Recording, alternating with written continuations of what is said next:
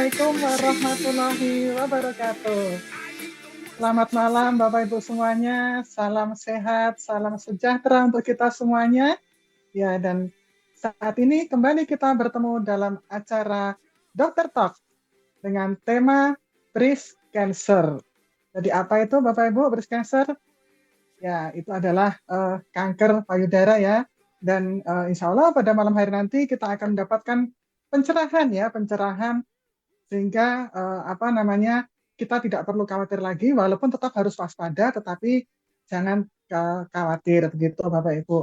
Nah, Bapak Ibu sekalian, di sini nanti kita akan dipandu oleh Dr. Meta Melvina, yang beliau seorang edukator kesehatan ya di perusahaan One More International Indonesia, dan tentunya pengalaman beliau pun sebagai seorang dokter sudah lebih dari 13 tahun Bapak Ibu. Dan saat ini beliau juga bekerja sebagai dokter keluarga dan juga aktif di dalam mengedukasi masyarakat tentang kesehatan dan parenting. Bahkan saat ini pun beliau saat ini sedang berada posisi di Bali, Bapak Ibu ya. Nah, mungkin ya bagi yang warga Bali nanti mungkin bisa ketemu dengan Dokter Meta setelah selesai acara ini atau mungkin besok pagi begitu ya. Ya, dan tentunya Bapak Ibu sekalian, pengalaman training beliau di dalam dan di luar negeri tentunya juga sangat banyak training-training yang telah beliau ikuti. Nah, Bapak Ibu sekalian, di sini pasti ada yang baru pertama kali bergabung ya, baru pertama kali mengikuti acara Dokter Talk seperti ini. Mungkin juga bertanya-tanya Bapak Ibu, apa sih teknologi transdermal itu apa gitu ya? Nah, baik Bapak Ibu sekalian, mungkin nanti sebelum kita hadirkan Dokter Meta, ada baiknya kita saksikan dulu video berikut ini bagaimana yang dinamakan dengan konsep teknologi transdermal itu. Ya, silakan Mas Rahman. Bisa disetelkan videonya. Transdermal Patch adalah sistem penghantar obat yang inovatif untuk memudahkan pengiriman berbagai bahan-bahan medikal aktif ke dalam tubuh melalui kulit. Komponen dasar dari transdermal patch adalah matriks polimer dan serat sebagai penguat pada bagian yang melekat pada kulit yang secara sensitif akan memberikan tekanan ketika ditempelkan ke permukaan kulit di mana bahan medikal tadi akan terurai dan menembus ke dalam lapisan kulit. Pada saat ditempelkan ke kulit, maka segera molekul-molekul nutrisi yang terdapat pada patch tersebut secara otomatis akan keluar dari medianya dan masuk melalui lapisan kulit dan terserap ke dalam sistem pembuluh kapiler, lalu dikirimkan ke sel-sel target dan akan bekerja dalam hitungan menit. Siapapun yang menggunakan transdermal patch pasti merasakan manfaat yang luar biasa bagi kesehatannya. Ya, sangat praktis ya Bapak Ibu sekalian. Cukup dengan ditempel, semua bahan-bahan nutrisi langsung masuk ke pembuluh darah kita melalui pori-pori kulit. Keren banget ya Bapak Ibu. Nah, Bapak Ibu sekalian, tentunya karena yang namanya sebuah teknologi yang sangat keren, pasti juga pasti juga ada yang dipalsukan juga. Jadi kita perlu hati-hati Bapak Ibu sekalian untuk bisa membedakan mana PNG yang asli dan mana PNG yang palsu. Ya, karena saat ini pun di pasaran banyak Bapak Ibu ya beredar PNG yang palsu. Nah, untuk mengetahui seperti apa atau bagaimana cara membedakannya, nah ini ada videonya Bapak Ibu ya. Jadi mari kita saksikan bersama-sama bagaimana agar kita jeli di dalam melihat apakah itu asli atau palsu. Satu mana asli, yang satu mana palsu ya. Ya, ini yang asli kita tunjukkan, ini yang asli ya. Dan ini yang palsu, ini yang kami beli dari marketplace di online ya. Banyak sekali harga murah-murah dan harganya banding harga, tapi ternyata banyak yang ada palsu dan dioplos, separuh palsu separuh asli. Tapi kita perlu bukti apakah betul ini asli atau palsu. Ini kita akan buktikan. Ini yang asli, kita buka. Oke, ini asli ya. Terus yang ini kita lihat yang palsu. Oke ya, sepintas sama seperti ini ya. Nah, tapi kita lihat, buktikan dengan alat ya. Ini kalau dicium baunya, saya cium ya, ini baunya bau ginseng Sedangkan yang palsu ini kalau kita cium baunya nyaris nggak ada baunya. Ini bau kertas saja. Ya, tapi nggak apa-apa, kita mau lihat dulu karena susah membedakannya. Sekarang kita demokan pakai elektrolisa ion nano. Jadi ini pakai ada alat ukur. Ini elektrolisa khusus yang untuk ion ya, untuk ion. Karena ini mengandung, karena produk ini ukurannya ukuran nano ya. Jadi ukurannya sangat kecil, molekulnya ukuran nano. Kita mau lihat mana yang asli, mana yang bukan asli. Ya, kita buktikan. Ya, bisa ambil separuh aja. Kita ambil seperti ini. 1, 2. Oke, sahabat motor seperti ini ya.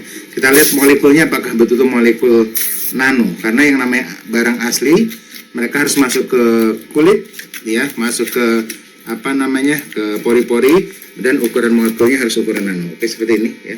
Oke. Nah, sekarang kita lihat yang ini, yang satunya. Ya, saya ambil separuh. Oke, ya. Sudah saja. 1, 2.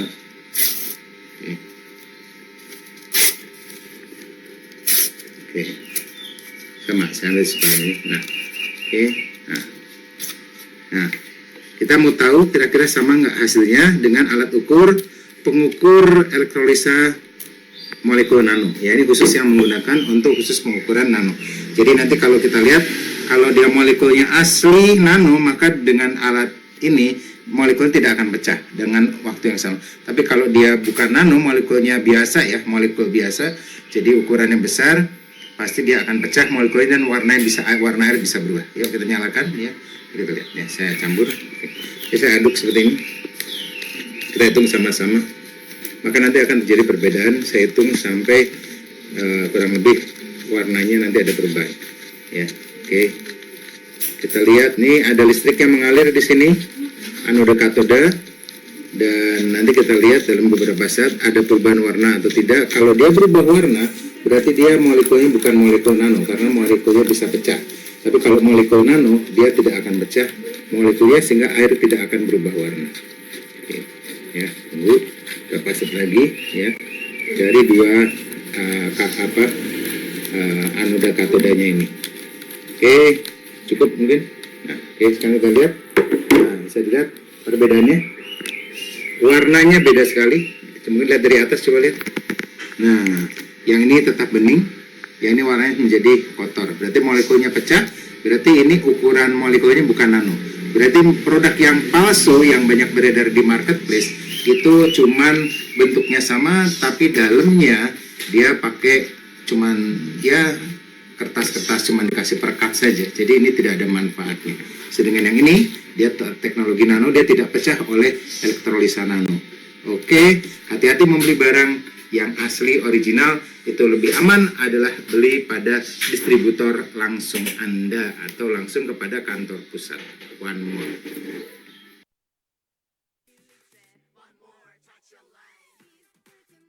Nah, itu tadi ya, jadi perbedaan antara yang asli dan palsu. Dan yang melakukan pengujian adalah beliau, Bapak Yudhoyono Slamet dari Kota Solo, dan beliau adalah seorang fisikawan, Bapak Ibu ya. Jadi bisa dipertanggungjawabkan untuk pengujiannya begitu. Oke, nah sudah bisa dipahami ya. Nah, di sini saya lihat dulu Bapak Ibu, sebelum saya undang Dr. Meta, saya mau cek dulu ya, peserta sudah ada berapa nih? Oh, sudah mau tembus di angka 100. Ya, ayo silakan diundang lagi mitra-mitranya ya, karena ini materi pada malam hari ini tentunya sangat menarik untuk bisa kita simak bersama. Dan juga tadi saya lihat peserta sudah dari Sabang sampai Merauke ya, tadi untuk Indonesia, dan juga ada yang dari luar Indonesia, tadi dari Hong Kong saya lihat juga ada, dari mana lagi tadi, dari Malaysia dan sekitar Indonesia. Oh, dari Medan juga ada nih. Ya, keren. Bagaimana ini, sudah siap semua ya? Cipanas juga ada ya. Oke, nah Bapak Ibu sekalian, kalau Bapak Ibu sudah siap semuanya, mari. Oh, sudah tembus di angka 100, luar biasa, keren. Ya, oke. Saatnya saya panggilkan Dr. Meta untuk bisa berada di tengah-tengah kita semua. Mari Bapak Ibu, kita kembali ketikkan angka 999 untuk menyambut kehadiran Dr. Meta Melvina.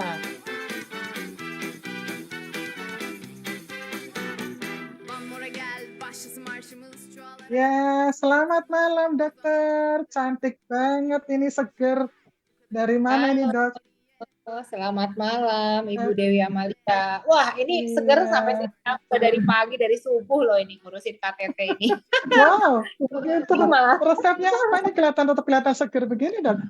oh Resepnya mantap. selalu Ikuti bahagia ya, sesi Dok ya, sebelumnya. selalu happy. Selalu happy, selalu Iya, bahagia, iya. jangan merawat diri ya. Eh, keren, Pakai keren. Iya, iya. masker, tuh, Pakai dirawat masker diri. tentunya pakai sorni ya, Dok ya. Pakai Oh iya sorni betul. lagi. Iya, oke. Dokter, tema kita pada malam hari ini tentang breast cancer ya, Dok ya. Ya, Gitu. kanker payudara ya. Nah, ya, saat Banyak, ini banyak banyak ya. banyak juga ya. Ya, ya semoga Betul. nanti bisa menjadi pencerahan buat kita semua dan tidak perlu takut gitu ya, Dok ya. Walaupun tetap harus waspada kan, tapi nggak perlu takut Iya, gitu ya, Dok ya. dan ternyata kanker payudara Ya. itu nggak cuma pada perempuan aja. Jadi kanker payudara juga bisa diderita oleh laki-laki loh. Karena laki-laki Oh juga ya? punya payudara. Iya, betul sekali. Oh, Makanya jadi begitu. kadang-kadang banyak yang Oh, mikir ya, ya, ya. untuk sesi kali Hmm. ini, wah ibu-ibu aja deh yang ikut karena tentang payudara gitu ya. Ternyata Oh, laki-laki gitu ya. Nah, kalau gitu bapak-bapaknya nih, ibu-ibunya segera undang bapak-bapaknya ya untuk ikut masuk juga di dalam Zoom kita malam hari betul. ini. Jadi nanti bisa langsung bertanya.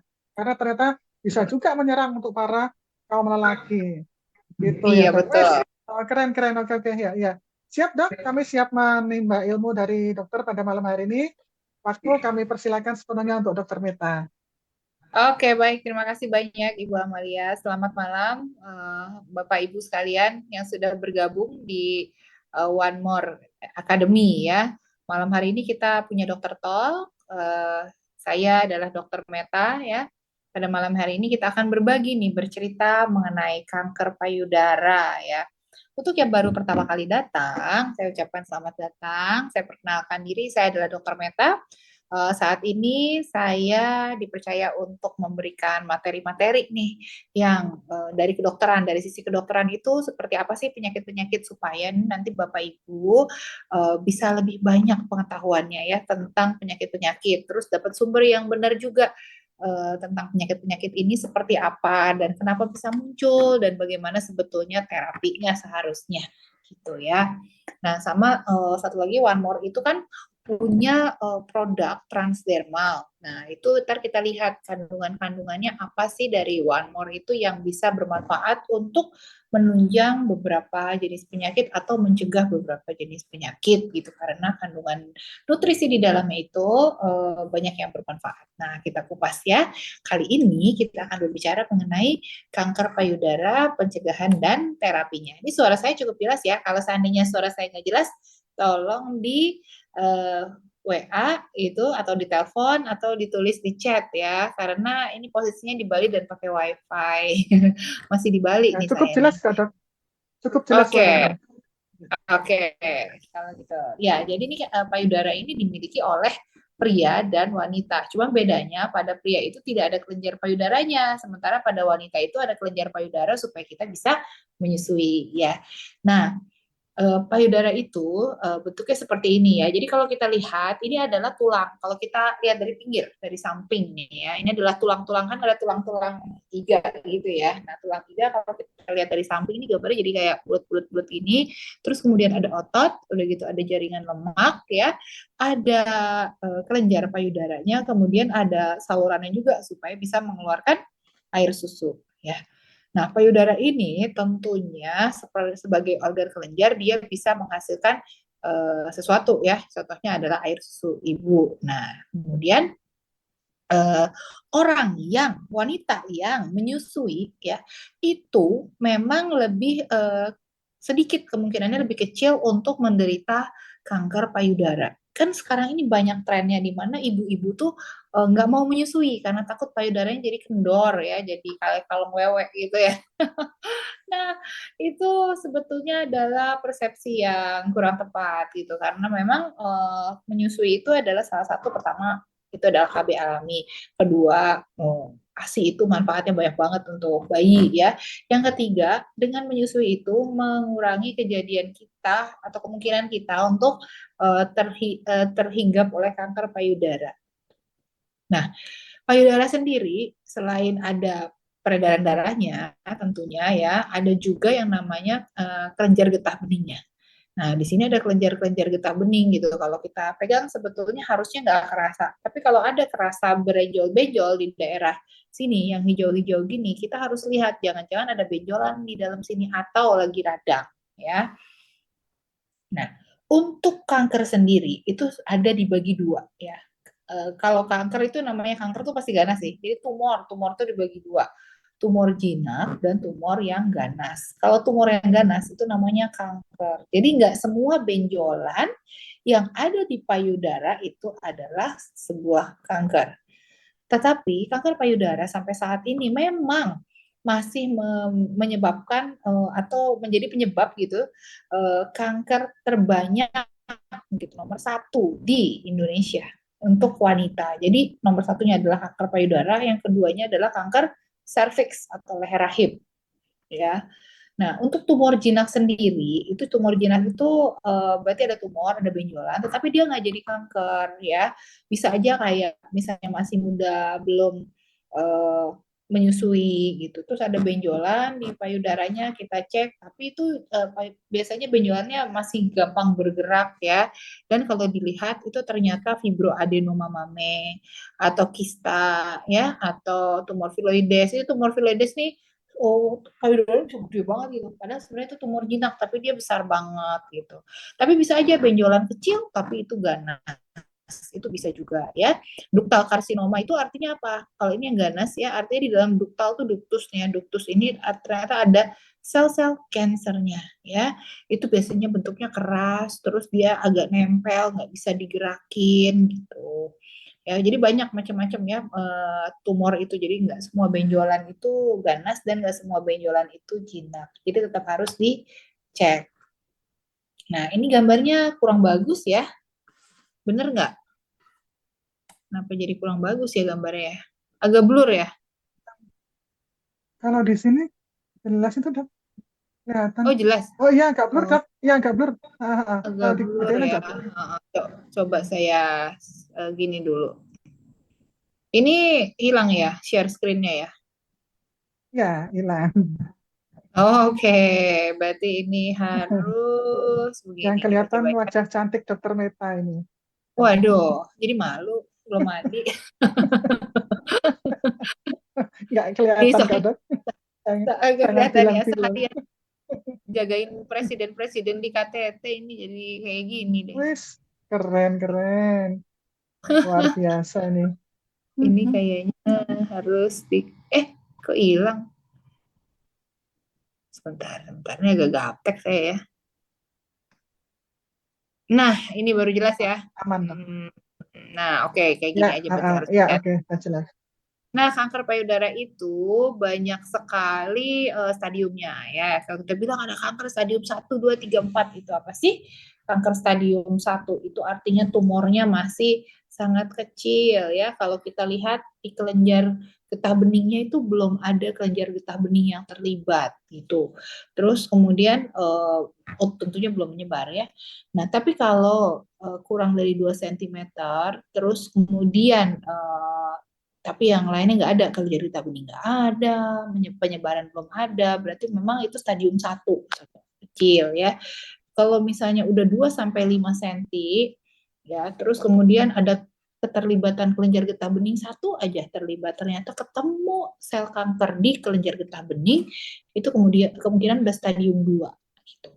Nah, stadium 3 itu biasanya kankernya udah besar dan bisa juga ada beberapa ya. Nah, itu kelenjar getah bening udah ada ternyata. Terus kemungkinan udah ada mulai ada spreading nih, misalnya ke arah otot. Kan tadi di belakangnya payudara ada ototnya ya. Nah, udah mulai nempel ke otot nih. Jadi dia mulai berakar gitu kansernya. Itu kemudian kemungkinan stadium 3. Nah, stadium 4 itu bisa aja sel tumornya kecil, tapi kita udah lihat nih, dia bisa udah menyebar ke banyak tempat gitu ya, sama lymph node-nya, kelenjar getah beningnya udah banyak. Nah, itu adalah stadium 4. Ya. Nah, kalau kita menemukan kanker payudara di stadium 0 dan 1, itu 100% 5-year survival rate. Artinya apa? Artinya kalau kita ketemu orang kanker nih, terus stadium 1 aja katakan, terus kita terapi, kita benar-benar treatmentnya benar, itu dalam 5 tahun kita masih lihat mereka hidup loh, gitu ya. Kecuali kalau meninggalnya beda ya, misalnya meninggalnya kecelakaan tabrakan ya, itu beda lagi, beda diagnosa ya. Nah, jadi 100% angka harapan hidupnya untuk 5 tahun. Nah, tetapi kalau kita bertemu dengan pasien eh, kanker payudara, terus kemudian kita udah menemukan mereka dalam stadium 4 gitu, belum dapat terapi udah stadium 4, itu dalam 5 tahun tuh hanya 20% yang masih ada, yang masih survive gitu. Makanya kenapa early detection atau deteksi dini itu sangat penting dalam penanganan payudara ini. Nah, kita juga nanti akan diajarkan ya di akhir slide ya, bagaimana sih caranya mendeteksi payudara yang benar gitu. Nanti kita ajarin caranya ya, dan itu perlu dilakukan karena kalau kita mendeteksi sejak awal atau tumornya ketahuan sejak masih ukuran kecil, itu angka kesembuhannya itu tinggi ya. Nah, sementara terapi kanker sendiri banyak jenisnya, ada kemoterapi, ada bedah, ada radiasi atau disinar ya, ada imunoterapi, ada terapi hormon gitu. Kapan sih ini kita kerjain? Sebetulnya sih nggak usah jadi pikiran Bapak Ibu ya, ini pikiran dokternya aja gitu. Kalau stadiumnya masih awal, biasanya kita kasih operasi dulu, habisin sel kansernya gitu. Terus kemudian dikasih radioterapi, baru terapi hormon ya. Nanti cek dulu hormon imbalance-nya ada enggak gitu. Nah, tapi kalau stadium 1 2 pilihannya adalah operasi dan kemoterapi, kemudian dilanjutkan dengan radioterapi, atau sekarang tuh udah ada yang namanya HER2 sama hormonal terapi. HER2 targeted terapi itu jadi sekarang udah ketemu ada gen yang namanya HER2 atau BRCA ya. Itu adalah gen pembawa kanker payudara. Karena kanker payudara ini sebetulnya bukan penyakit yang ditularkan tapi diturunkan. Jadi beda dengan kanker serviks ya. Kalau penyakit kanker serviks adalah penyakit kanker yang ditularkan gitu. Kalau kanker payudara adalah penyakit kanker yang sebetulnya diturunkan. Nah, sekarang udah banyak cek genetik kalau kita mau ngecek misalnya keturunan kita kok pada punya kanker payudara. Nah, jangan kita pembawa kankernya juga, itu bisa dicek ya. Tetapi kalau pasien kanker stadium 3 dan stadium 4 ya, itu yang utamanya adalah kemoterapi. Ya. Nah, kemudian ini saya mau share screen pakai ini aja deh. Nah, ini lebih enak. Sepertiga kematian kanker itu berhubungan dengan 6 pola hidup. 1, lagi-lagi obesitas menjadi masalah. Kemudian kedua, diet rendah sayur dan buah. Berarti kekurangan antioksidan ya. Kurang aktivitas fisik, mager, megang handphone terus. Nah, kemudian perokok, konsumsi daging merah yang berlebih, menggunakan alkohol. Jadi sebetulnya banyak orang bilang, aduh saya nggak punya uang nih karena saya nggak bisa makan daging. Kok berbahagia, berarti jauh dari cancer. Gitu. Karena sebetulnya yang paling bagus adalah makan ikan laut, makan ikan-ikanan, kemudian makan protein nabati, ya. Terus makan juga, kalau ayam juga ayam kampung gitu. Jadi kalau daging-dagingan itu jangan bangga kita bisa beli daging. Sebenarnya daging itu ya kalau dimakannya jarang-jarang itu bagus juga untuk nambah zat besi. Tapi kalau terlalu sering juga itu banyak sekali ininya ya, efek samping dari makan daging gitu, mulai dari obesitas, kolesterol, dan kanker. Nah, ini data kanker Indonesia ya.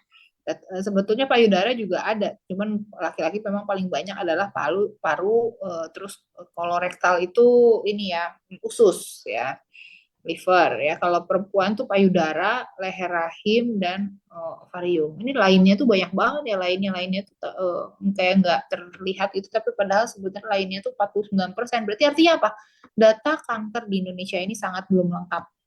Jadi banyak orang ada benjolan terus meninggal, nggak ketahuan tuh kanker apa gitu, nggak diperiksa tuh gitu ya, di daerah-daerah mungkin nggak diperiksa. Nah, itulah yang menyebabkan lainnya itu jadi banyak banget, di mana ini banyak sekali kematian yang sebetulnya harusnya bisa kita perlambat gitu. Nah, kita perlu mengetahui apa sajakah faktor resiko kanker. Jadi kalau kita ngelihat hidup kita ini banyak seperti ini, nah berarti kita berisiko nih terhadap kanker. Jadi supaya tidak berisiko terhadap kanker, bagaimana jauh-jauhilah hal ini ya. Pertamanya biologis, makanan dan pola hidup, lingkungan, dan psikologis. Nah, di biologis apa artinya? Yang seperti saya bilang, keturunan sebenarnya paling banyak sih, bukan paling banyak, keturunan ini kurang lebih 5% ya. Itu karena apa? Karena diturunkan hormonalnya ya. Contohnya kanker itu yang diturunkan itu CA payudara, CA endometrium, CA liver ya. Virus dan bakteri ya. Ini penyebab ini kanker secara umum ya, bukan kanker payudara ya. Faktor resiko terhadap kanker gitu. Jadi virus dan bakteri juga bisa menjadi penyebab kanker. Contohnya CA cervix ya, CA cirrhosis dari hepatitis B atau hepatitis C. Nah, nasofaring ini dari Epstein-Barr virus ya. Terus kemudian makanan yang kebanyakan zat pengawet, pewarna buatan, pemanis buatan, perasa buatan, pupuk buatan, semuanya buatan gitu. Ya, pestisida, makanan dipanggang, dibakar sampai gosong-gosong ya. Jadi kalau grill atau bakar-bakaran itu jangan sampai gosong ya, karena itu banyak karsinogen atau bahan penyebab kanker. Nah, terus kemudian yang digoreng dengan minyak jelantah, yang digoreng dengan berkali-kali minyak, tampaknya renyah, enak gitu, tapi berkali-kali dipakai. Nah, minyaknya itu juga berisiko terhadap kanker, apalagi kanker usus ya. Nah, untuk lingkungan contohnya merokok, udah gitu paparan sinar matahari yang berlebih, polusi udara itu juga bisa menyebabkan kanker. Nah, ternyata psikologis juga bisa bikin kanker loh. Jadi jangan banyak-banyak makan ati Bapak Ibu ya. Ternyata makan ati itu gak bagus. Harus jaga kesehatan mental gitu. Karena apa?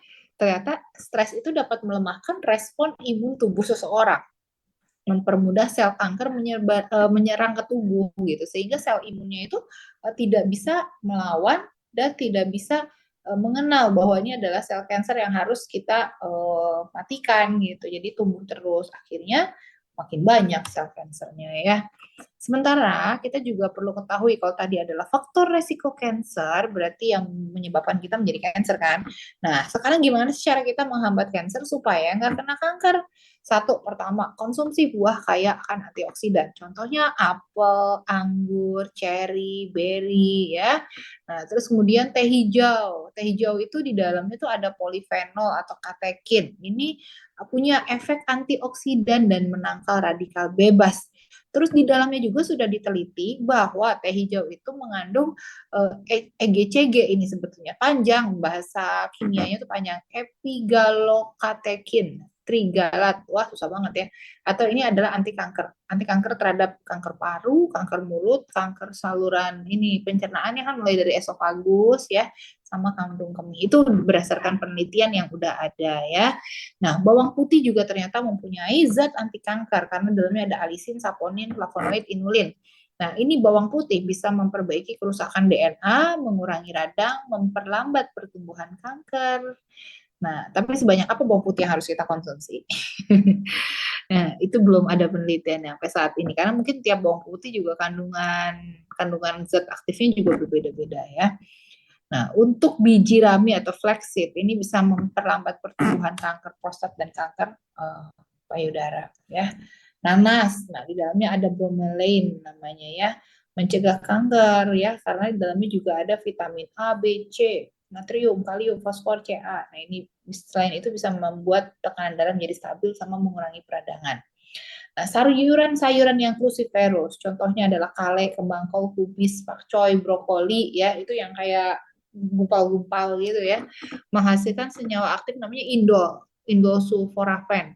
Nah, ini melindungi DNA dari kerusakan, dari kematian sel, dan menghambat penyebaran dari kanker.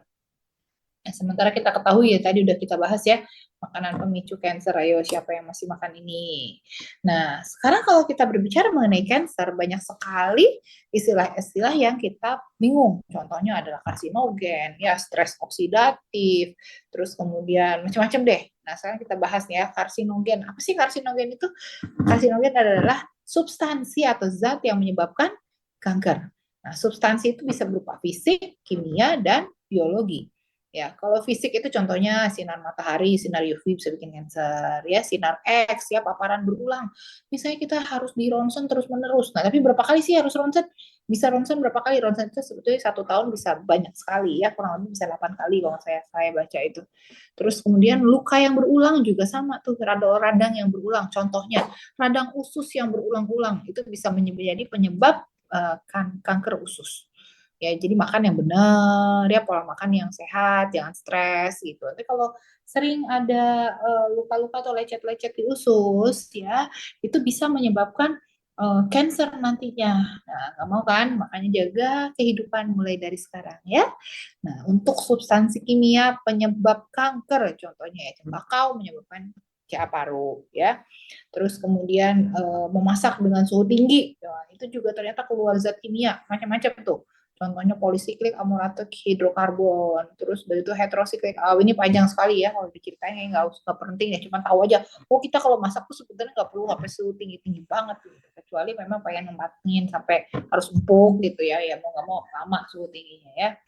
Nah, terus kemudian ada alkohol, asetaldehid, alkanol, estrogen. Nah, kadang-kadang estrogen juga bisa menyebabkan cancer kalau kebanyakan. Makanya hormon kita itu harus stabil, harus dalam keadaan stabil. Gitu. Jadi nggak boleh memang terlalu tinggi atau terlalu rendah. Gitu. Itu bisa menyebabkan cancer juga ya. Nah, jamur itu mengandung aflatoksin. Nah, itu juga bisa menyebabkan cancer ya. Terus alkylating agent, ada beberapa obat-obatan itu bisa menyebabkan leukemi, kanker darah ya, atau limfoma, kanker kelenjar getah bening. Sementara substansi biologi, contohnya tadi virus-virus yang penyebab kanker ya. Sementara apa sih radikal bebas? Kalau tadi kita ngomong karsinogen. Nah, kalau radikal bebas ini adalah sekelompok bahan kimia ya yang berupa atom maupun molekul yang memiliki elektron tidak berpasangan. Jadi kalau kita melihat yang namanya molekul itu kan semuanya tuh berpasang-pasangan ya. Jadi kayak air, pernah lihat molekul air? Air kan H2O gitu kan. Nah, air itu H2, O-nya kan ada satu atom O gitu, oksigen. Terus kemudian tangannya dua. Nah, tangannya si O kan dua. Nah, satunya megang elektron hidrogen dan hidrogen. Jadi adalah H2O. Jadi itu adalah jadi air. Nah, sementara radikal bebas itu molekulnya, si radikal bebas ini molekulnya itu tidak ada satu tangan yang lepas. Jadi dia tidak berikatan dengan siapapun. Jadi kayak punya tangan gitu ya. Anggap ini molekul, kemudian dia punya tangan lepas. Nah, ini molekul ini namanya radikal bebas karena dia punya tangan yang bebas. Nah, ini bisa mengikat sel DNA, akhirnya menyebabkan cancer. Jadi semakin banyak radikal bebas ya, itu dia akan mencuri elektron yang ada pada molekul lain seperti DNA dan sel. Makanya sel yang rusaknya itu akan semakin banyak. Nah, selain itu radikal bebas itu bukan hanya menyebabkan kanker, tapi menyebabkan penyakit degeneratif atau penyakit penuaan. Ya, penyakit jantung, katarak, penurunan sistem imun, penurunan fungsi otak, ya. Selain kanker, itu juga bisa disebabkan oleh radikal bebas. Nah, radikal bebas sendiri sebetulnya dihasilkan bukan hanya dengan polusi udara aja. Kita kalau tahu radikal bebas itu kan karena merokok gitu, terus karena ada polusi ya. Nah, sebetulnya dari nafas kita sendiri itu ada produksi radikal bebas. Dari autooksidasi, dari reaksi enzim kita makan, ya itu juga ada radikal bebasnya. Itu namanya radikal bebas endogen. Sementara radikal bebas eksogen ya itu berasal dari obat-obatan, radiasi, asap rokok ya, dijauh-jauhilah radikal bebas itu. Kenapa? Karena radikal bebas ini bisa menyebabkan stres oksidatif ya. Nah, apa itu stres oksidatif? Stres oksidatif adalah namanya stres. Stres itu tekanan kan. Oksidatif ya oksigen gitu. Jadi suatu keadaan di mana tingkat oksigen yang reaktif intermediate ini yang toksik ya. Jadi tingkat oksigen yang toksik itu melebihi pertahanan antioksidan dari dalam. Jadi memang makin banyak ininya gitu yang prooksidannya ya. Nah, kemudian keadaan ini menyebabkan tubuh itu kebanyakan radikal bebas. Nah, radikal bebas ini akan bereaksi di dalam tubuh kita dengan lemak, protein, asam nukleat ya sehingga terjadi kerusakan lokal di sel tersebut. Nah, terjadilah cancer. Jadi stres oksidatif ini merupakan istilah untuk menunjukkan arah gitu yang cenderung lebih pro terhadap oksidan.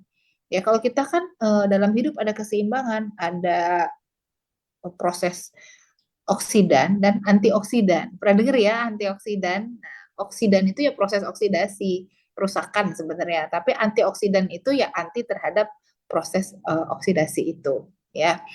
Nah, perlindungan terhadap stres oksidatif ya, ini bergantung terhadap kecukupan antioksidan.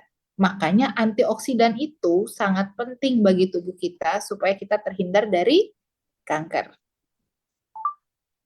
Nah, ini penyakit yang disebabkan oleh stres oksidatif yang seperti tadi ya, bisa menyebabkan degeneratif dan sebagainya. Itu. Nah, jadi kalau kita lihat apa yang dimaksud dengan antioksidan? Antioksidan itu bisa membantu menghentikan proses perusakan sel dengan cara memberikan elektron kepada radikal bebas. Kalau tadi saya bilang radikal bebas itu kan dia satu molekul terus punya tangan satu terikat dengan yang lain, satunya bebas. Kemudian dia mencuri elektron dari DNA.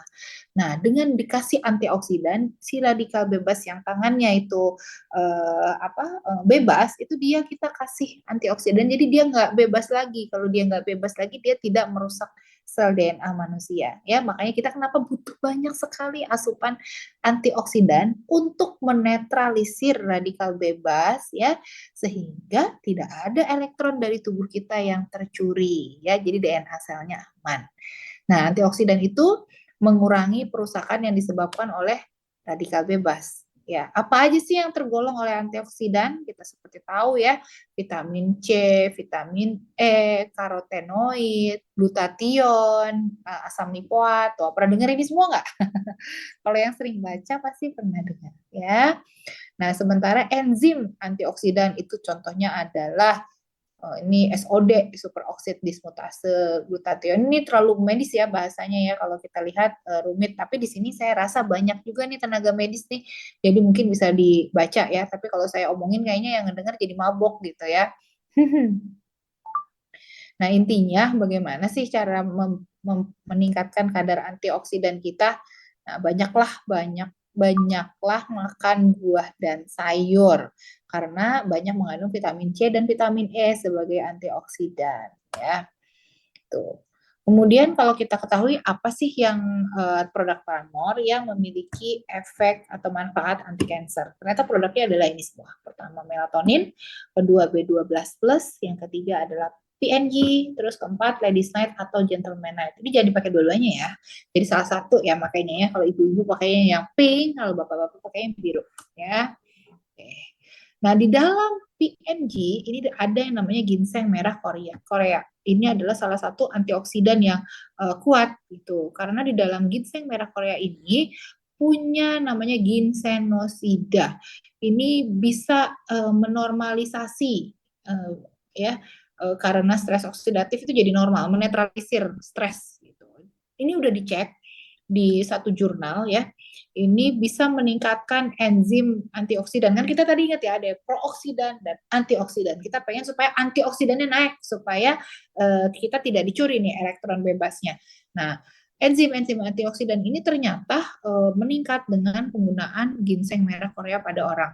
Yang meningkat yang tadi SOD, superoksid dismutase, ya glutathione, peroksidase, ya banyak. Terus menurunkan yang lipid oksidatif, ya, menurunkan SGOT, SGPT, dan alfa lipoprotein. Ya. Terus ginseng merah Korea juga bisa menurunkan efek stres oksidatif pada selain payudara nih, pada diabetes, sakit ginjal, fibrosis liver, penyakit vaskular, penyakit saraf, penuaan, sama kanker ya. Nah, ini banyak clinical trial, ini satu clinical trial nih.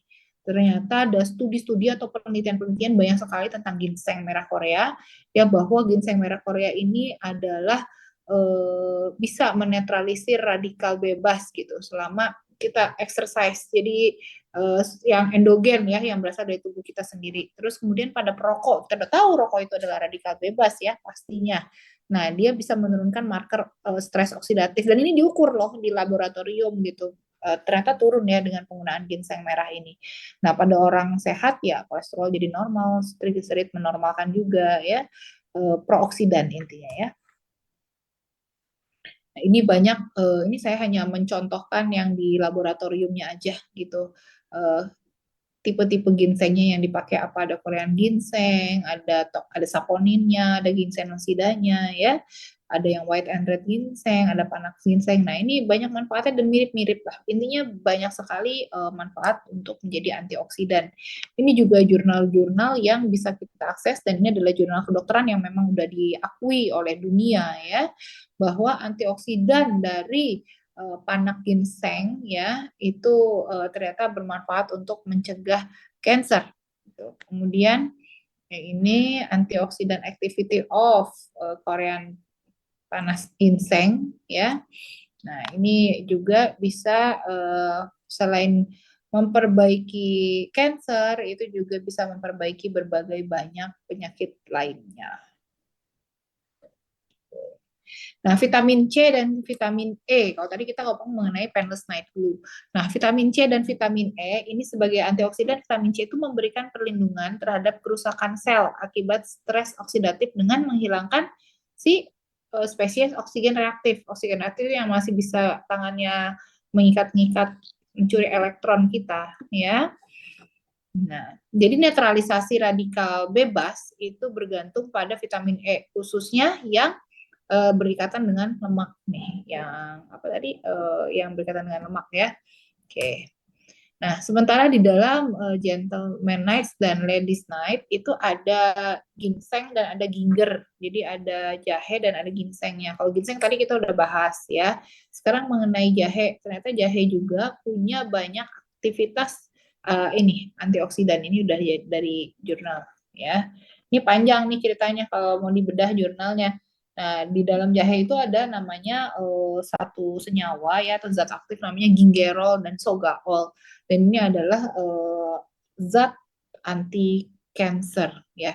Dan ini diukur loh berapa kali lipatnya pengurangannya setelah diberikan jahe itu bagaimana pengurangannya marker-marker prooksidan, yang antioksidannya meningkat, yang prooksidannya menurun, dan ini dicek di laboratorium ya. Ini saya menampilkan ini bukan buat Bapak Ibu baca karena nanti bentar lagi jadi dokter kalau baca ini.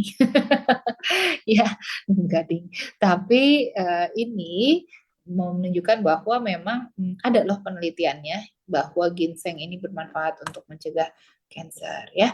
Terus banyak mungkin yang belum merekomendasikan melatonin nih pada kanker, tapi ternyata kekurangan melatonin dalam tubuh kita itu berhubungan dengan kanker prostat loh dan kanker payudara tuh.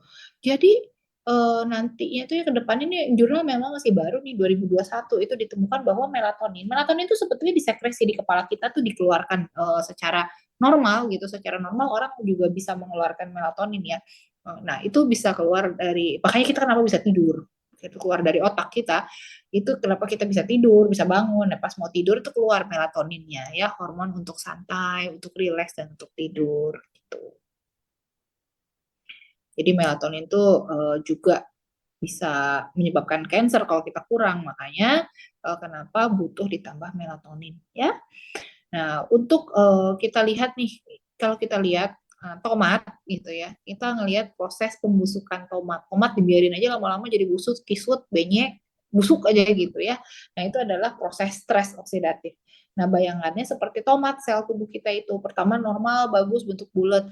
Terus lama-lama kalau selnya di-attack atau diserang oleh radikal bebas, sama seperti tomat yang diserang oleh jamur atau pembusukan gitu, makin lama makin rusak ya, akhirnya penuh, akhirnya sel aslinya malah rusak ya.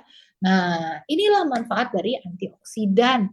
Nah, Bapak Ibu, kalau kita adalah satu sel, kita lihat ya di dalam tubuh kita ini, ya selnya adalah misalnya sel yang ungu ini ya, ini sel kita, ini selnya udah terkaget-kaget nih, oh gitu, takut karena ternyata ada tangan yang bebas nih elektronnya, nggak ada elektronnya kan, elektronnya lepas satu nih. Nah, terus ini ada monster namanya radikal bebas, dia mau mencuri elektronnya kita karena dia pengen ngambil elektron ini untuk dipenuhin ke dia. Nah, kalau misalnya elektron ini bisa pindah ke dia, dianya jadi berkembang biak, kemudian kitanya jadi rusak selnya, ya. Nah, si antioksidan ini baik sekali, ini saya punya lebih elektron saya kasih ke kamu. Gitu loh ceritanya ya. Mudah kan dipahaminya kan? Ya. Jadi kenapa kita harus makan antioksidan banyak-banyak atau penuhi nutrisi antioksidan. Nah, nggak harus dimakan nih. Sekarang Transdermal Nano ini punya One ini punya produk yang nggak perlu dimakan tapi bisa ditempel. Nah, nutrisinya bisa nyerap lewat kulit, masuk ke pembuluh darah dan beredar di seluruh tubuh. Jadi nggak perlu dimakan gitu. Nah, antioksidannya kemudian ditempel, dikasih ke si radikal bebas. Akhirnya nggak jadi makan atau merusak, mencuri dari sel sehat ya. Jadi kita butuh memang antioksidan. Ini sering sekali tidak kita sadari ya. Nah, sekarang ini saya yang pengen ajarin nih kepada Bapak Ibu sekalian gitu, bagaimana caranya kita bisa menemukan kanker payudara secara dini ya. Jadi ini jangan bikin porno ya. Ini bukan gambar porno ya Bapak Ibu ya gitu. Kita kalau ngecek apa namanya ngecek payudara gitu payudara kita. Nah, di sini juga Bapak Ibu bisa cek langsung ya di rumah ya kan di rumah masing-masing kan. Nah, sekarang kalau lagi ada di tempat umum ya jangan nah ya. Tapi kalau di rumah masing-masing boleh nih mulai dicek. Cara ngeceknya itu tangannya naikin ke atas, posisinya seperti ini ya. Terus kemudian dilihat nih di depan cermin diangkat, dilihat ya. Jadi harus benar-benar dilihat gitu payudaranya ya. Kalau saya malu dong di sini ada bapak-bapak ya gimana ngajarinnya ya nggak apa-apa sih. Jadi dilihat begitu, terus kemudian lihat, tapi dilihatnya dalam posisi telanjang ya. Jadi nggak bisa kalau posisi pakai baju itu nggak bisa. Nah di depan cermin makanya dilihat posisi telanjang, dilihat kiri kanan itu tingginya sama apa enggak, besar sebelah apa enggak, terus kemudian merah sebelah atau enggak ya.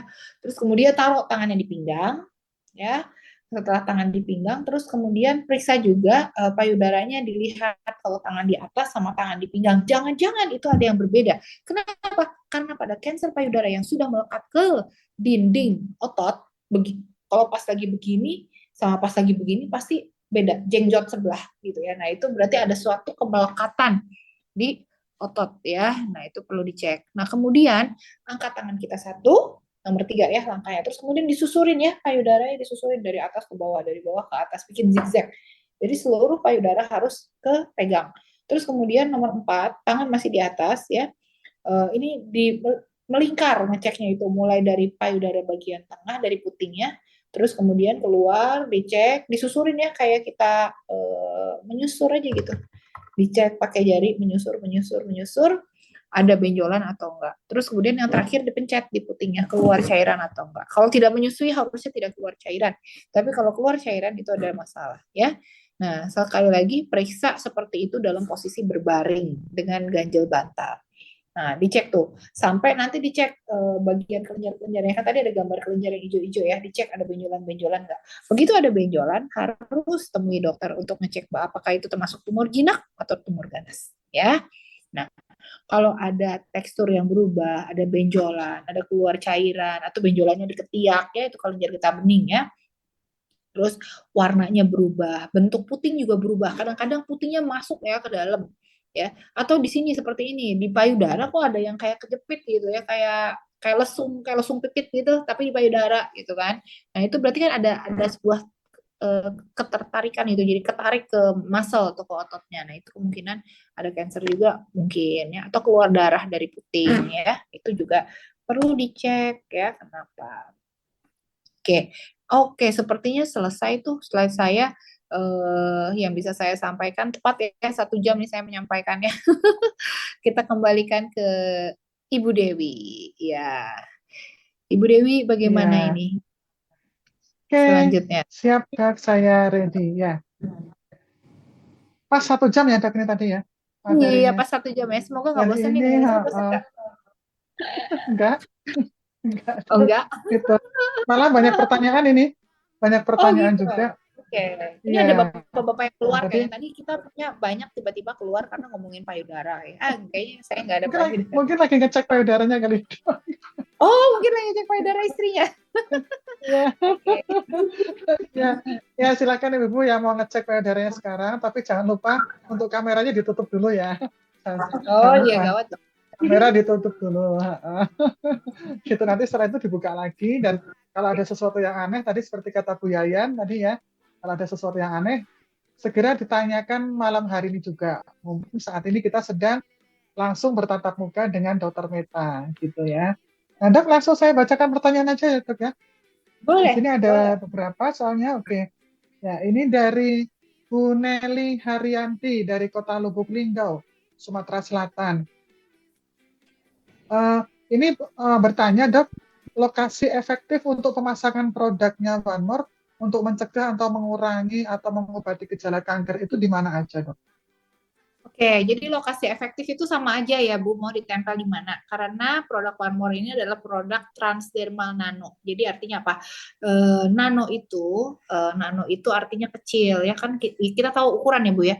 Ada sentimeter, ada milimeter. Nah kita kalau penggaris kelihatannya berhenti di milimeter, bener nggak? Penggaris kita itu kalau kita lihatnya berarti di milimeter. Ibu tahu 1 milimeter itu segede apa?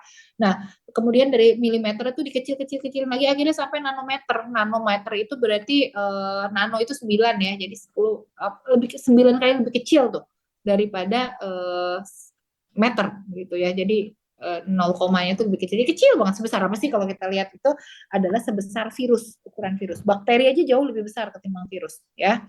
Jadi itu nggak kelihatan sama mata bahkan. Makanya kenapa tipis banget kelihatannya kayak nggak ada apa-apanya ya. Kalau ibu lihat itu kayak kertas doang tipis kayak stiker gitu kan. Tapi sebetulnya kandungan aktifnya banyak dan memang kecil-kecil sekali dan saking kecilnya begitu ditempel ke kulit itu bisa nyerap gitu masuk ke dalam sel kulit kemudian dia turun tembus sampai ke pembuluh darah. Nah itulah kehebatannya teknologi nano dan itu sudah ada penelitiannya banyak ya. Nanti mungkin kapan-kapan kita bisa tuh bikin satu sesi lagi ya. Waktu ini sebenarnya nyambung sama sesi waktu awal saya pertama kali bikin, cuman ini ada lagi yang lebih detailnya. Bagaimana penelitian itu ternyata dengan teknologi nano itu cara dia meresap ke kulitnya itu sampai ke pembuluh darah itu ada dan di bawah mikroskop elektron gitu. Jadi itu bisa tembus. Nah, jadi nggak perlu khawatir apa yang ditempel dimanapun asal di kulit sehat ya, itu dia akan turun ke bawah dan sampai ke pembuluh darah. Nah, begitu zat aktifnya masuk ke pembuluh darah itu bisa beredar di seluruh tubuh dengan cepat. Gitu. Jadi ditempel di mana aja sama aja. Ya. Kecuali masker ya. Ya, Itu kan untuk cancer sama aja. Jadi yang tadi ditempelin mau PNG, mau gentleman night, melatonin, vitamin B12 plus yang ada vitamin C dan E-nya juga ya. Nah, itu mau ditempel dimanapun sama. Kecuali masker kita harus tempel di muka. kalau masker yang itu ya, yang Sorny maskernya itu ya, Dok ya. Bisa nggak kalau Iya betul. serumnya itu dioleskan di sekitar Oh payudara begitu boleh. bisa? Iya boleh, Oh, boleh, boleh. Boleh aja itu bikin tambah kenceng kayaknya kulitnya. oh Iya. ya, oke. Ya, semoga bisa dipahami ya oleh Ibu Nelly Haryanti. Kemudian pertanyaan lagi, Dok, ini dari Bu Hajah Tik Tik Sartika dari Cipanas Puncak Cianjur. Mau tanya, saya pernah mendengar kalau namanya periksa istilah biopsi ya, dokter, itu malah Oke. kankernya pecah. Jadinya bingung Oh, juga. oke. Jadi Mau dibius takut takut ya? periksa. Hmm. Ya, mau periksa apa mau biopsi kan, tapi kan takut Ya, juga ya, ya. gitu Itu karena itu tadi oke. kankernya jadi Ya. pecah takut gitu. Ya, itu ini sih, itu juga saya yang pengen saya luruskan malam hari ini ya. Jadi banyak itu mitos atau fakta tuh kalau di biopsi itu kayak membangunkan macan tidur katanya ya. Jadi kalau seandainya cancer Ya, itu nggak betul. aktif, jadi aktif setelah ditusuk-tusuk gitu ya. Sebetulnya enggak sih. Kalau memang itu bakatnya cancer ganas kapanpun dia akan tetap menjadi ganas. Dikit-dikit malah justru kita malah jadi nggak tahu kan. Kalau kita nggak biopsi, misalnya di payudara kan mau biopsi di FNAB, ya di kanker manapun dan tiroid kayak di mana gitu. Kalau kita mau tusuk gitu, terus kemudian kita ambil jaringannya kita lihat di bawah mikroskop. Kita pengen tahu itu ganas apa jinak gitu. Kalau ganas ya setelah ada biopsi kita terapi. Terapinya apa? Ya kita lihat nanti ada keterlibatan kelenjar getah bening enggak gitu. Kalau nggak ada ya diangkat lebih cepat ketahuan lebih baik gitu. Dan itu tidak membangunkan macan tidur.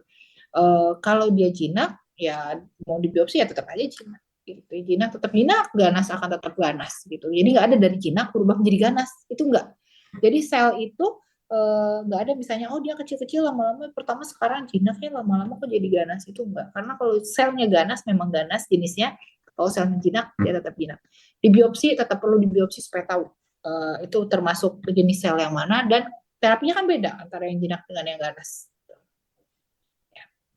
Oh gitu ya. Berarti itu termasuk hoak itu ya dok ya kayak gitu ya. Selama ini kan banyak juga yang ini dok, taunya kalau di biopsi nanti malah jadi tambah menyebar gitu. Taunya seperti itu. Iya ya, Oke, iya nah enggak sih. ilmu ilmu baru nih malam ini kalau gitu ya Bapak Ibu semuanya ya. Ya oke lanjut. Dok, Iya, ini izin boleh. bertanya dari Ibu Fora Mojokerto. Oh ya, Kenapa halo Ibu saat Fon. mau haid? Ya, Heeh. Bu Fora halo ya. Ini kenapa saat mau haid atas payudara sebelah kanan selalu keras terasa nyeri? Sudah tempel PNG tapi tetap aja kalau mau haid muncul lagi rasa nyerinya. Oh iya itu hormonal. Jadi kita kan pas lagi mau haid, itu namanya wanita itu ada siklus hormonnya, makanya kenapa kita bisa keluar darah menstruasi, bisa haid, dinding rahim bisa luruh, ya itu semua adalah proses perubahan hormon. Nah, yang terlibat dalam proses perubahan hormon itu selain di saat haid itu di rahim, itu di payudara juga ternyata berubah sesuai dengan hormonalnya, kadang sakit, kadang tegang, kadang kenceng, kadang enggak gitu ya, itu tergantung hormon karena itu kelenjar gitu, karena kelenjar ya tergantung hormon.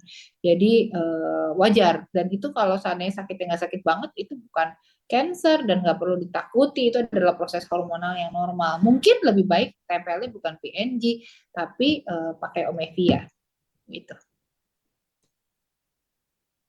ya, Mevian ya, Dok, malahan ya. karena kan Ada menormalkan kandungan hormon. apanya itu dok? Oh Ada gitu, baru tahu. pregnenolon ya, ada DHEA kan dehidroepiandrosteron gitu. Jadi dia menormalkan hormonal kita. Ya. Ya Oke. oke. Mungkin ya Bu Fora ya, semoga bisa dipahami. Jadi aman Bu Fora insya Allah. Kemudian lagi dok, ini pertanyaan dari Ibu Titik lagi nih. Satu lagi ini mau bertanya, apakah payudara waktu menyusui bayi yang kiri malah nggak ada air susunya, sedangkan sebelah kanan banyak air susunya. Apakah itu salah satu kelainan, dok? Nah, kita perlu cek dulu ya, kalau misalnya yang sebelah itu nggak keluar air susunya satu, payudara kiri sama payudara kanan sama apa enggak. Nah, kalau yang di sini yang udah pernah menyusui ya, itu pasti tahu antara payudara yang rasanya nih payudara yang isinya penuh dengan payudara yang isinya kosong. Jadi antara payudara yang memang ada air susunya sama yang emang nggak ada air susunya gitu. Nah, jangan sampai dikira bahwa oh yang sini nggak, yang sebelah kiri nggak keluar ya, berarti emang di sini emang nggak bisa keluar gitu, emang nggak ada air susunya.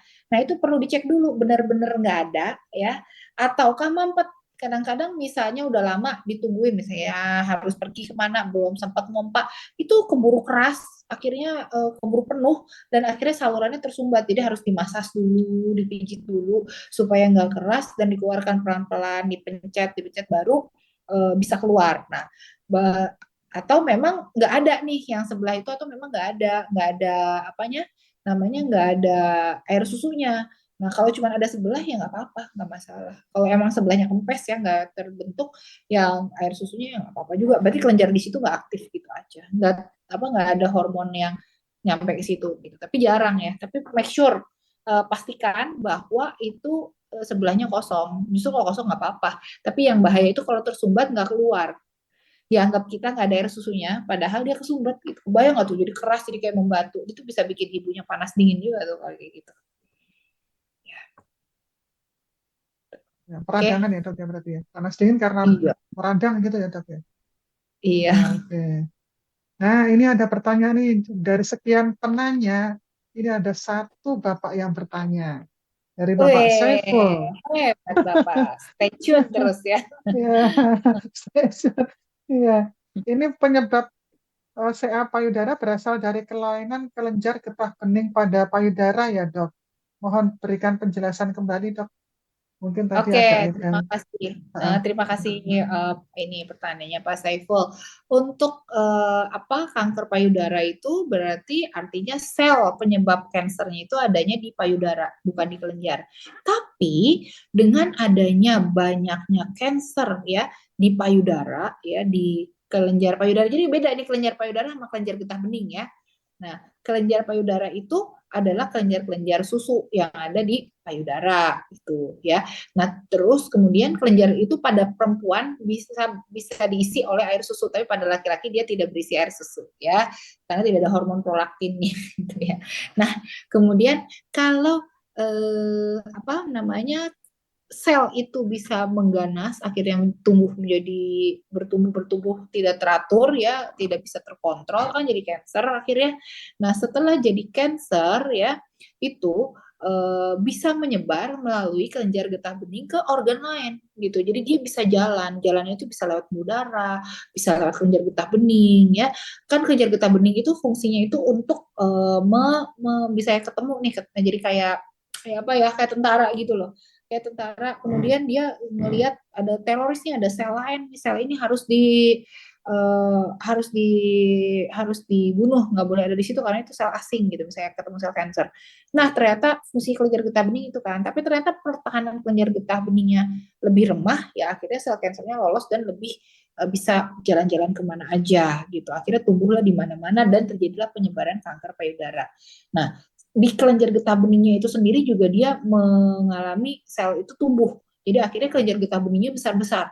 Saya pernah lihat ya orang pasien kanker itu sampai di leher, di sini tangannya sakit, gede-gede di sini. Ternyata itu semua adalah kelenjar getah bening dan bisa sampai pecah segala gitu. Nah, itu obatannya agak sulit, bukan agak sulit ya, itu kayak harus di kemoterapi, tapi pasiennya juga udah lemes ya. Tapi sebenarnya jangan khawatir ya, tetap jalankan obat dokternya, maksudnya terapi medisnya tetap dijalankan, tapi nutrisi untuk kansernya seperti PNG, vitamin B12 plus itu akan benar-benar menambah energi gitu. Jadi perlu dipakai untuk support ya. Kebetulan saya pernah nemenin ayah saya kan meninggal karena kanker juga tuh. Nah, saat kita merasakan banget gitu, nggak bisa gitu kalau mentreat pasien dengan kanker itu dengan satu modalitas medis aja itu berasa kurang ya, karena banyak obat-obatan seperti kemoterapi yang memang tujuannya memang menghambat pertumbuhan sel kanker, tapi sel lainnya itu ikut mati kan gitu, sel sehatnya tuh ikut mati gitu. Nah, sementara akhirnya tubuhnya makin lama makin kurus dan kayak hilang nutrisi, hilang energi. Nah, itu yang perlu kita support. Kadang dari makanan aja nggak bisa, karena apalagi udah cancer, udah malas makan, udah mual ya. Nah, itu nutrisi yang patch itu sangat support loh untuk meningkatkan energi dan menambah nutrisi di dalam tubuh bagi pasien kanker. Gitu. Oke? Baik, oke. Berarti itu tadi Pak Sevel tanya lagi dok tambahan. Berarti bisa menjalar kemana-mana ya dok setelah dioperasi lalu di kemo. Apakah sel sehat juga ikut melemah mati saat di kemo itu? Ya, jadi kita perlu tahu ya, setiap kanker payudara itu stage-nya berbeda, stage 1, 2, 3, 4 stadiumnya itu terapinya kan beda ya. Nah, kalau memang perlu kemo, di stadium 3, 4 perlu kemo, ya kemo lah. Gitu. Banyak yang setelah kemo, pas lagi habis kemo kan rambutnya misalnya lepas semua gitu ya. Karena rambut itu adalah sel yang gampang tumbuh. Nah, sel gampang tumbuh itu dihajar banget sama obat kemo. Nah, termasuk sel rambut gitu. Jadi kenapa sel rambutnya bisa botak pas lagi kemo gitu. Tapi pas kemonya udah selesai, kalau sel payudara yang, apa kan kita mematiin sel payudara yang cancer ya, kanker payudaranya itu. Nah, kalau sel itu udah habis, rambutnya juga pasti nggak tumbuh, tapi lama-lama udah beres kemo ya tumbuh lagi rambutnya, gitu. Jadi biasa lagi rambutnya, ya. Jadi pas lagi kemo emang Ya, oke. dimatiin sel yang gampang tumbuh itu mati semua, termasuk sel sehatnya. Oh, begitu ya. Jadi harus cepat lagi ditumbuhkan sel-sel sehatnya dengan dibantu produknya dari One More nih. Bisa kalau Yap. gitu.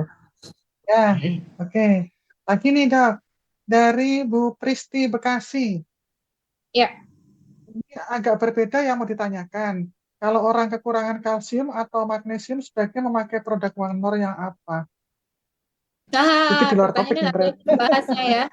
Dibahasnya nanti lagi. Jadi, Singkat aja kali ya dok ya, atau mungkin disimpan buat besok ya dok ya, iya deh, biar nanti aja. penasaran.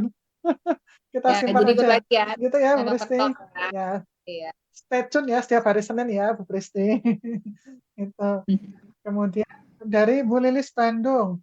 Selamat malam, Dok. Apabila sudah operasi cancer karena positif dan saat ini dalam taraf terapi, untuk cegah jangan sampai tumbuh kembali, apakah produk One More yang harus digunakan dan apakah terapi tetap dilakukan sesuai yang dijadwalkan oleh dokter gitu. Jadi Oke, maksudnya ya.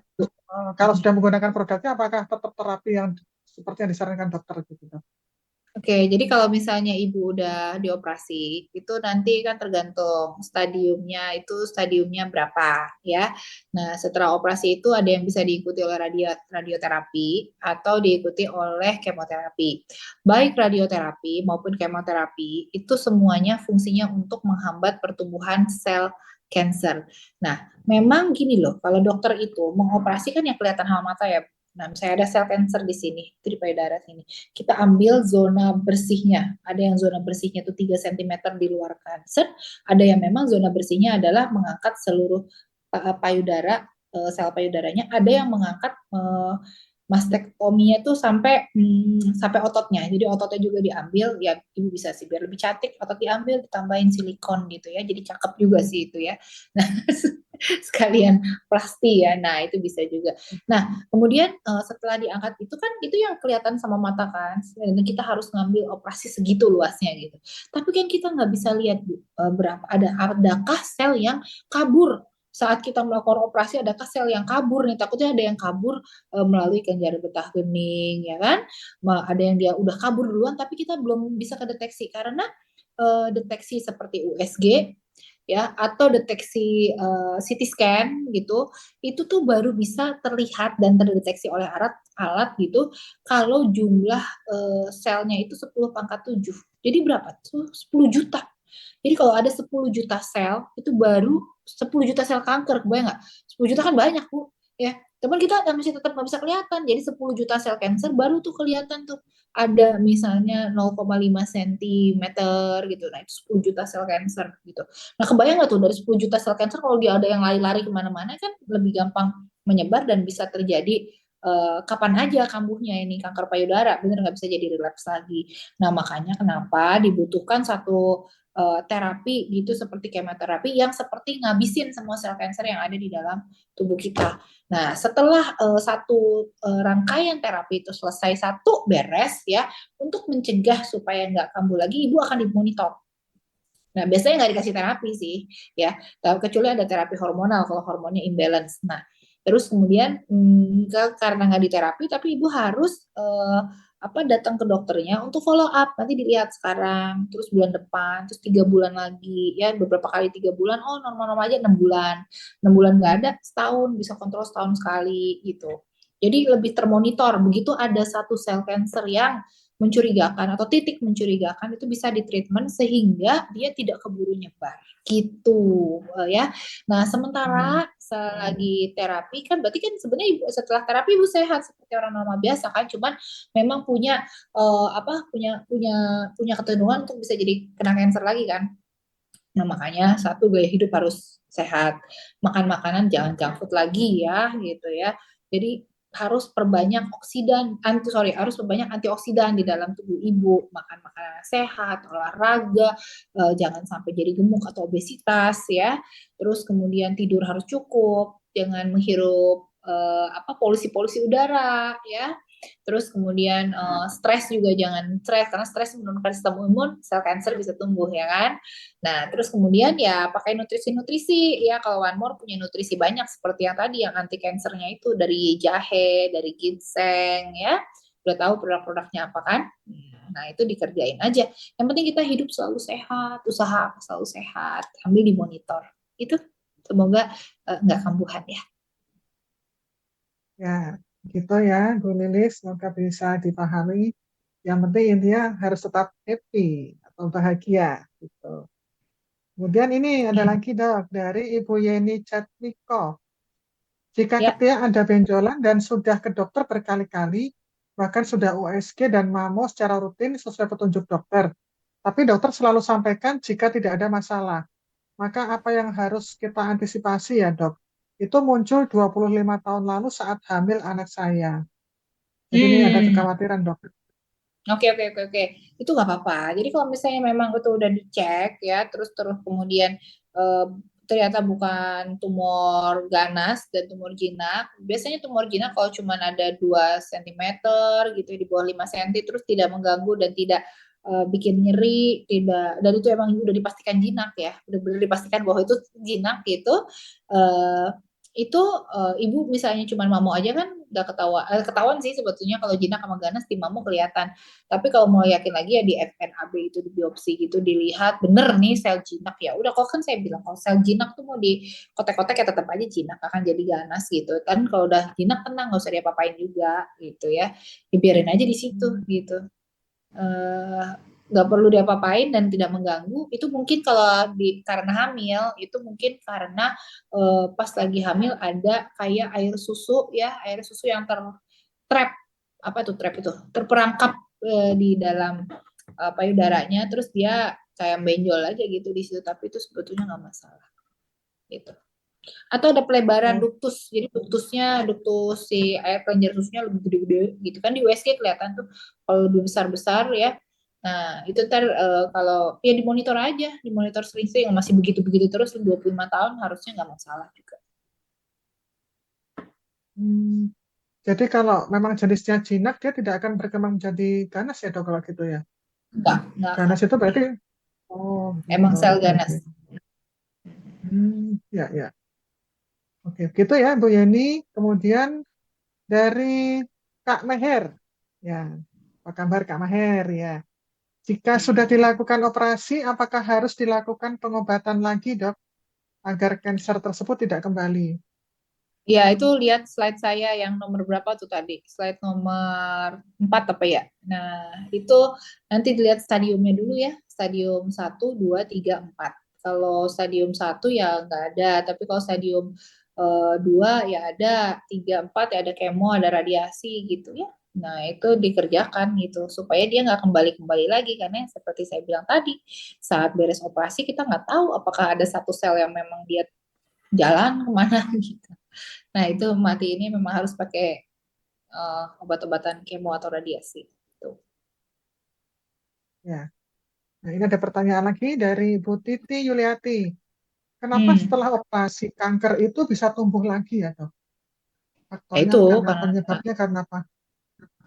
bisa tumbuh ya karena ada sel yang kita nggak tahu dia nyumput di mana. Karena pas lagi ngelihat itu kan saya bilang kalau yang namanya kita ngeliat sel cancer itu alat aja baru bisa mendeteksi itu kalau sel cancernya itu udah 10 pangkat 7, jadi 10 juta sel baru kelihatan. Nah, kalau di bawah 10 pangkat 7 masih ada 100 sel, itu kita nggak bisa lihat ya. Nah, kalau nggak bisa lihat, alat nggak bisa deteksi, ya bisa tumbuh kan di mana aja dia. Nah, makanya kenapa butuh sering follow up ya, sama butuh kemo, butuh nutrisi. Ya pokoknya intinya banyakin deh eh, antioksidan dalam tubuh kita supaya radikal bebas itu nggak sempat mencuri elektron dari DNA sel kita ya, sehingga kita terhindar dari cancer gitu. Nah, kalau Ya, misalnya ya. udah cancer, iya semua sel cancer bisa lari kemana aja dan bisa tumbuh di mana aja gitu masalahnya.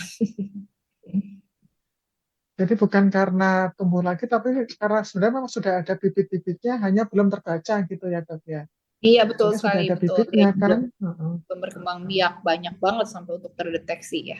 Ya, oke. Ya.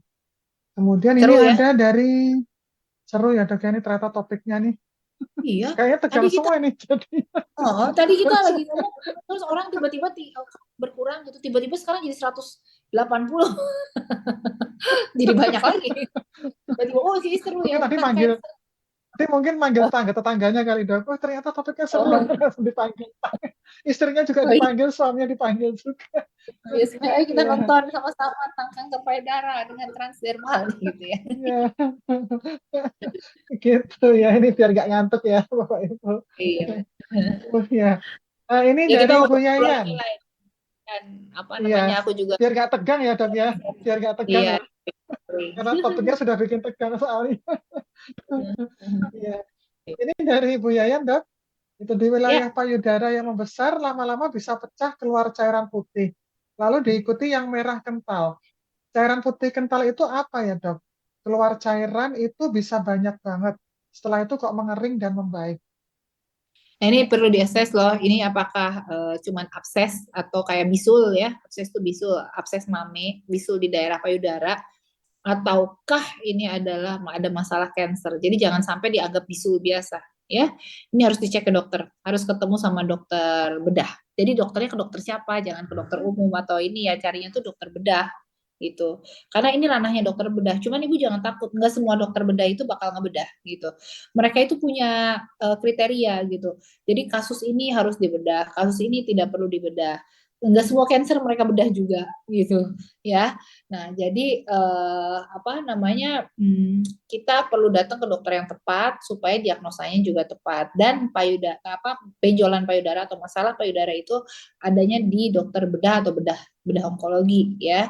Nah, itu perlu dicek ini ada kansernya apa cuman kayak infeksi bisul biasa. Kalau infeksi bisul biasa sih ya udah alhamdulillah diobatin lah, gampang itu ya, antibiotik, pakai PNG juga itu bisa ya. Tapi kalau itu masalahnya kanker payudara ya serangkaian terapi medisnya ya dikerjakan lah. Jangan sampai terlambat karena kan kita tahu angka harapan hidupnya kalau stadium 1 2 3 4 makin ketemu di stadium 4 ya makin sedikit ya angka harapan hidupnya. Gitu. Nah, gitu ya. Jadi memang harus dicek lebih detail lagi ya Bu Yayan untuk memastikan itu Iya. apa gitu. Ya. Kemudian ini dari Pak Saiful lagi, minta tips sederhana dok untuk mencegah dan terhindar dari sel kanker. Apakah benar bahwa tiap orang punya sel nakal yang jadi pemicu arah ke sel kanker? Nah, ini kalau ngomongin tentang kanker pada umumnya ya, kan kanker itu ada yang diturunkan, ada yang ditularkan. Kalau kanker yang ditularkan tuh contohnya lewat yang virus-virusan itu, kanker serviks, kanker apa nasofaring, kanker sirosis ya, kanker liver. Nah, kalau kanker yang disebabkan oleh apa yang diturunkan, contohnya kanker payudara ya, kanker rahim, bukan leher rahim sama rahim beda tuh penyebabnya. Nah, itu adalah kanker yang memang diturunkan dan itu memang betul ada bakat sel nakal. Nah, sel nakalnya itu diturunkan lewat apa? Lewat genetik kita ya. Makanya kenapa bisa dengar tahu ada Angelina Jolie, dia potong payudara ya. Kan pernah dengar tuh artis Angelina Jolie tuh dia potong payudara. Terus pas kita cek, apakah emang dia ada kankernya gitu, makanya harus dipotong payudaranya? Enggak, ternyata dia punya pikiran yang super maju, lebih maju daripada orang-orang zaman sekarang gitu. Karena dia punya orang tua yang kanker payudara, terus kemudian dia saat cek genetik itu ada ketemu gen namanya BRCA2.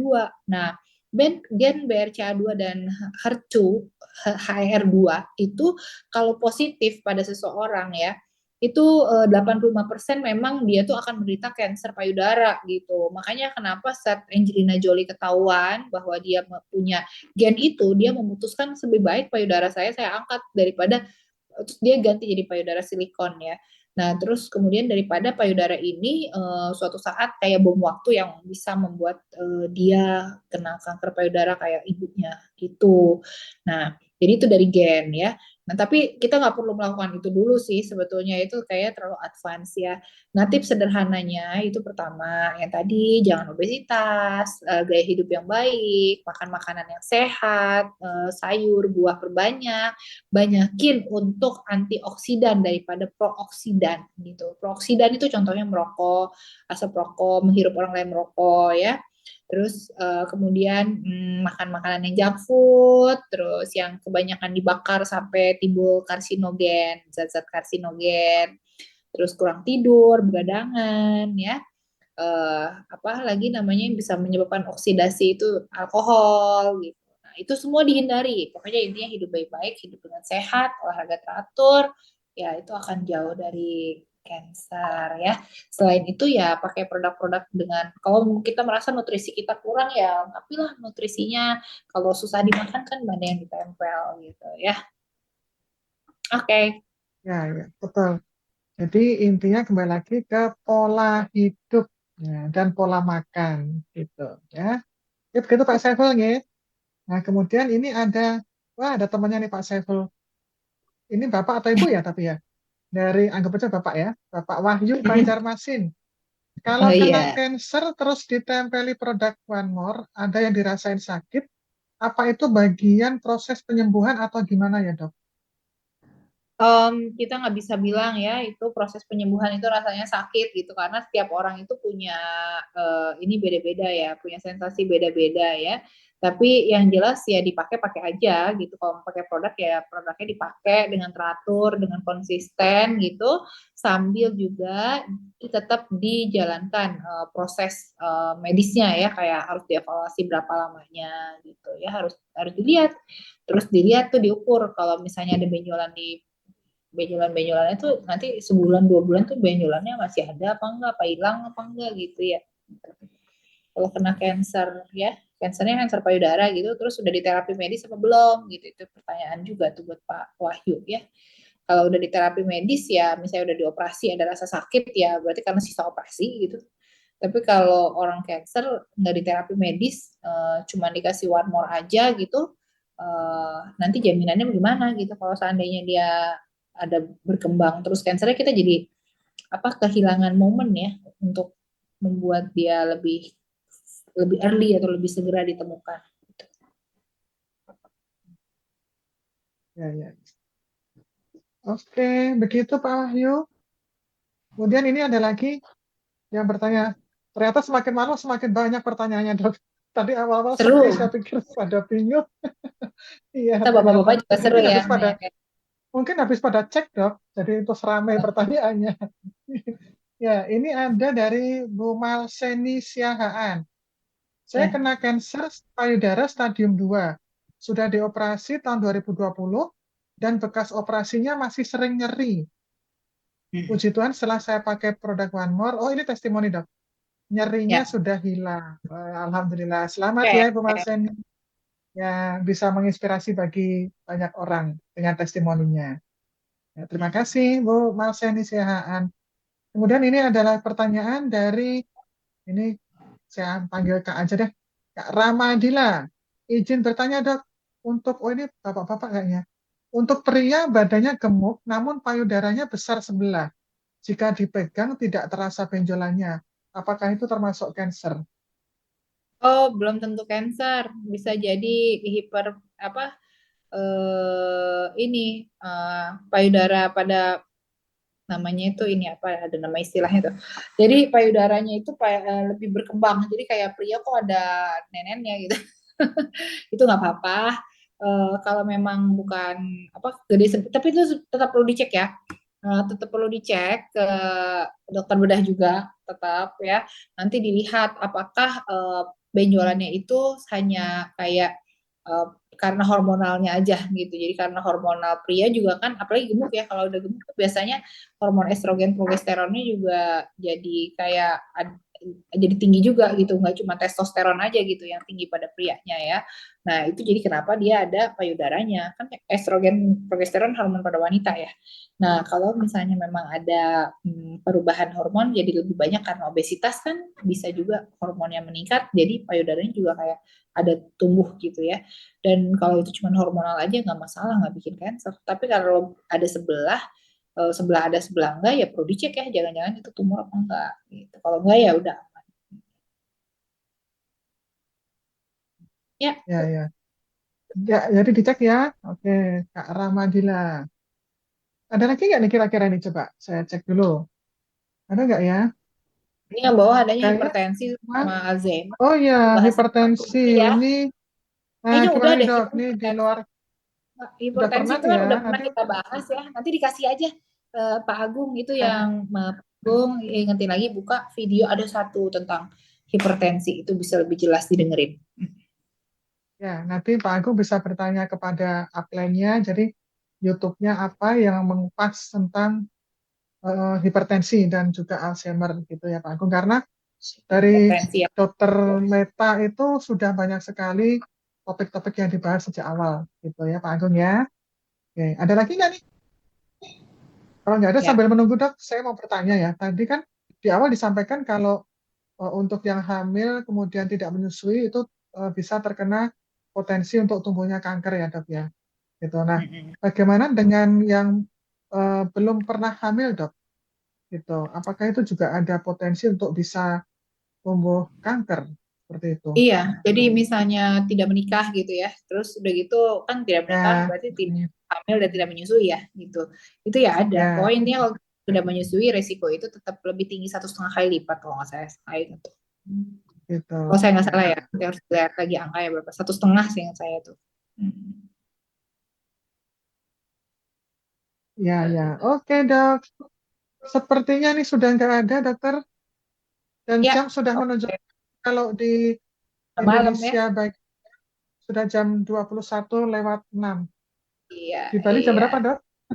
Lebih malam Di lagi Bali ya? jam 22, jam 10. Iya, oke. Oh, ini ada satu lagi Buka nih, Dok. bermanfaat. Saya ada Apa tuh? saya ada benjolan sebentar. Satu ya, Bapak Ibu ya, satu aja. Setelah itu nanti kita tutup ya. Tadi apa nih pertanyaannya sebentar? Saya cek. Oh, sekilas nih tadi ya. Eh, saya ada benjolan punya dari sebelah kanan harus pakai. Oh, tadi sudah dibahas nih. Mohon maaf nih ya dari Bu Rika. Tadi sudah disampaikan oleh Dokter Meta ya. Pakainya produk apa aja. Nanti ditunggu rekamannya ya, Bu Rika. Nanti bisa Jadi disimak. produknya adalah kita simpulkan produknya adalah Painless Night Glue, B12, kemudian melatonin, sama satu lagi Ladies Night ya. Oke, B12, PNG, B12, melatonin, sama melatonin, ladies sama atau gentle ya. Kalau laki-laki gentle ya, Dok ya. iya betul Atau itu gimana? produknya ya. Ya itu betul. Oke, ya itu kesimpulannya. Baik, baik Dokter Meta, terima kasih sekali atas ilmu pada malam hari ini, luar biasa Dok. Nah, kira-kira nanti minggu depan apa nih temanya Dokter? Mungkin bisa di-spill atau masih kita rahasiakan dulu? Oh, topik minggu Atau depan apa dong?